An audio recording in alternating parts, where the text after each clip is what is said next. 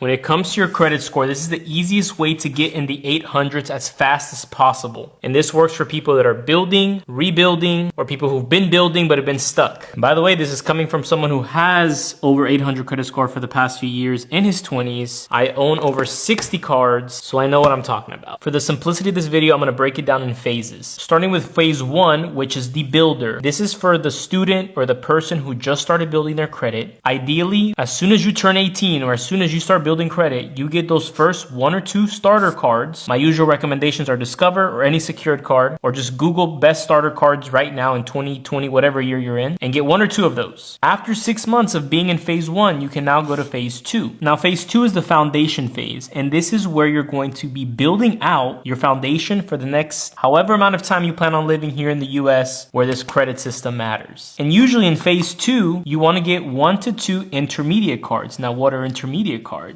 These are going to be cards that usually have no annual fees, but they offer rewards, right? Cashback, points and miles, but you don't want to be paying these annual fees, because these intermediate cards, you want to hold them and have them forever. For as long as you live and as long as you exist, you want to have these cards. And the reason I consider them intermediate is because usually when you have these starter cards, they're going to range anywhere from a $300 limit to $1,000. However, once you graduate to phase 2, you can start getting into the cards that give you limits anywhere from 2 to 10K, just the range right there. Now, in case you're wondering, why do these higher limits matter? To dumb it down to the simplest level, the higher limit that's reporting on your credit report, the higher the score, because your utilization is going to be lower. And if you plan on starting a business or doing anything on the business side in the future, these limits are going to matter even more.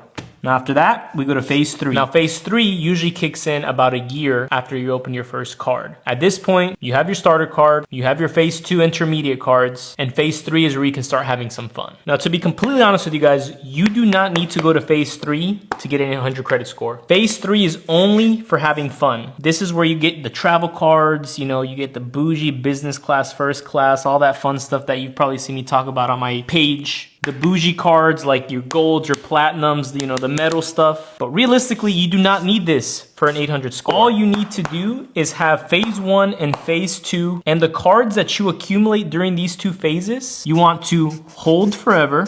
Do not close. Do not close any of these. Also very important, do not miss a payment, because the moment you miss a payment on any card, doesn't matter what tier you're in, you instantly opt yourself out of being in the 800 club, because one single late payment can drop your score 100 points.